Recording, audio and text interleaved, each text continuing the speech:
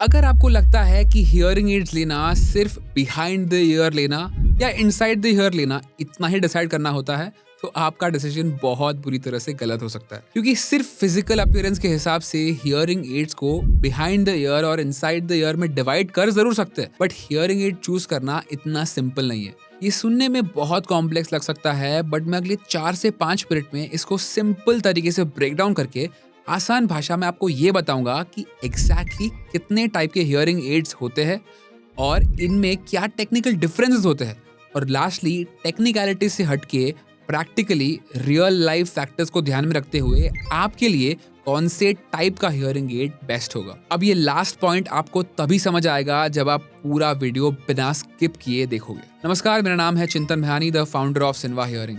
मैंने और मेरी टीम ने पिछले 2 साल में 500 से भी ज्यादा लोगों को अपने हियरिंग लॉस, लाइफस्टाइल और बजट के हिसाब से एक सही हियरिंग एड चूज करने में मदद की है। नाउ एट सिन्वा हम हियरिंग एड चूज करने के लिए एक 3 स्टेप फ्रेमवर्क फॉलो करते हैं, जहां स्टेप 1 हम हियरिंग एड टाइप चूज करते हैं according to hearing loss, and step 2 में हम आपके लाइफस्टाइल के हिसाब से आपको फीचर्स कौन से जरूरत है और कौन से जरूरत नहीं है ये अलग अलग कैटेगरीज में डिवाइड करते हैं, एंड फाइनली स्टेप 3 में आपके बजट के हिसाब से फाइनल डिसीजन लेते हैं। इस वीडियो की मदद से आपको स्टेप 1 यानी सही हियरिंग एड टाइप चूज करने में आसानी होगी। चलते हैं हमारे पहले पॉइंट के साथ, टाइप्स ऑफ हियरिंग एड्स।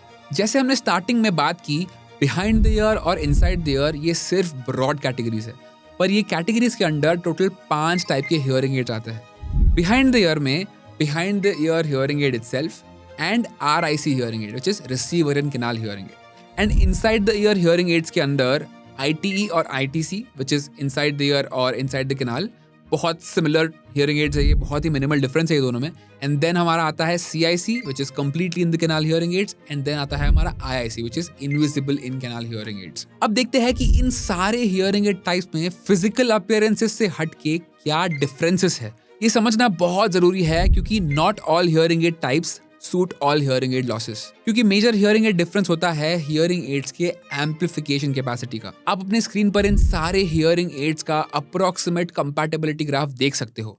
एक तरह से हम कह सकते हैं कि BT में सबसे ज्यादा एम्प्लीफिकेशन कैपेसिटी होती है, और जैसे हियरिंग एड छोटे होते जाते हैं जैसे IIC, उनमें सबसे कम एम्प्लीफिकेशन कैपेसिटी होती है। इसीलिए हियरिंग एड को सबसे पहले अपने हियरिंग लॉस के हिसाब से कौन सा टाइप सूटेबल है ये चेक करना बहुत जरूरी है।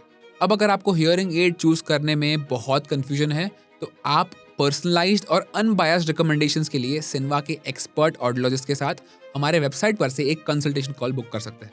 वेबसाइट का लिंक आपको डिस्क्रिप्शन में मिल जाएगा। अब अगर आपने हियरिंग लॉस के हिसाब से हियरिंग एड टाइप को चूज कर लिया है, तो चलते हैं हमारे थर्ड पॉइंट के साथ कि कौन से real life practical factors involve होते हैं हियरिंग एड टाइप चूज करने में।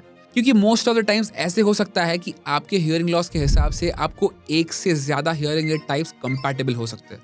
ऐसे केसेस में आपको इन 3 फैक्टर्स को ध्यान में रखना बहुत जरूरी है। सबसे पहला है features. Now smaller the hearing aid size, lesser the power and lesser the features. जितना हियरिंग एड का साइज कम होता है, उतना ही उसका एम्प्लीफिकेशन कैपेसिटी कम होता है और इसके फीचर्स भी कम होते हैं। जैसे आप अपने स्क्रीन पर देख सकते हो, अगर आपको ब्लूटूथ या रिचार्जेबल हियरिंग एड्स चाहिए, तो आप कंप्लीटली इन कैनाल या invisible in canal hearing aids choose नहीं कर सकते। वैसे ही inside the ear hearing aids में आपको डायरेक्शनल माइक्रोफोन्स नहीं मिलते।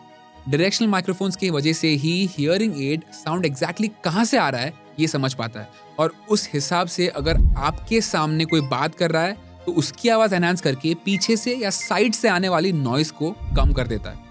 और इसी की वजह से RIC और BT यानी रिसीवर इन कैनाल और behind the ear hearing aids compared to inside the ear hearing aids better perform करते हैं। अब देखते हैं हमारे दूसरे फैक्टर को, डेक्सटरिटी। अब जैसे इंसान की एज बढ़ती है, वैसे ही उनकी डेक्सटरिटी कम होती है। मतलब छोटी चीजों को बारीकी से संभालना थोड़ा डिफिकल्ट हो सकता है। अगर ऐसा है तो best option is to go with behind the ear hearing aids और inside the ear IT hearing aids. Now here I don't mean broad categories, literally BT and IT, क्योंकि RIC हियरिंग एड्स में number 1 receivers को कान में सही तरह से डालना, नंबर 2 स्लीव को बार बार साफ करना डिफिकल्ट हो सकता है, और IIC और CIC ऑलरेडी साइज में बहुत छोटे हैं, इसीलिए इनको संभालने में काफी डिफिकल्टी हो सकती है। एंड जब डेक्सटरिटी इश्यूज होते हैं, तब हियरिंग एड अगर बैटरी वाला है तो उसका बैटरी कंपार्टमेंट बार बार खोलना और बंद करना थोड़ा सा डिफिकल्ट हो सकता है, जिससे कभी कभी ये बैटरी कंपार्टमेंट डेलिकेट होने की वजह से ये टूट भी सकता है। नाउ फाइनली फैक्टर 3, अगर आपको कॉस्मेटिक कंसर्न्स है जैसे हियरिंग एड दिखना नहीं चाहिए,